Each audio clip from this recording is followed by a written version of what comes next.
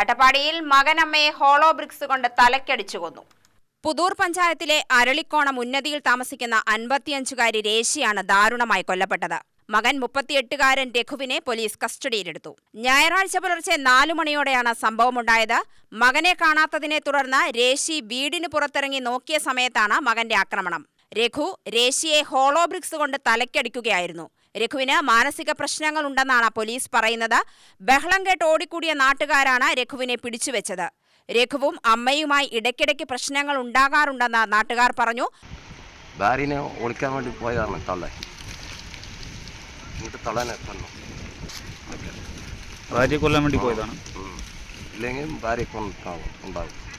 ഈ അമ്മ തടയാൻ പോയതാണോ? അതോ തടയാൻ പോയപ്പോൾ എത്ര മണിക്കായിരുന്നു? 3:45. ഇതെങ്ങനെ അറിഞ്ഞപ്പോൾ? അടുത്ത വീട്ടുകാർ ഒച്ച കേട്ട് പോയതാണ്. ഒച്ച കേട്ട് അവിടെ വെച്ച് തന്നെ മരിച്ചു. അപ്പം തന്നെ മരിച്ചു. ആ പകലൊക്കെ അല്ലല്ലേ. ഭാര്യ ഒരു കുട്ടിയുണ്ട്, കൊന്നിട്ടുണ്ടാവും. മദ്യപിച്ചിരുന്നു? എന്താ? ഇല്ലല്ലോ, തലയ്ക്ക് സുഖമില്ല. മൃതദേഹം അഗളിയിലെ ആശുപത്രിയിലേക്ക് മാറ്റി.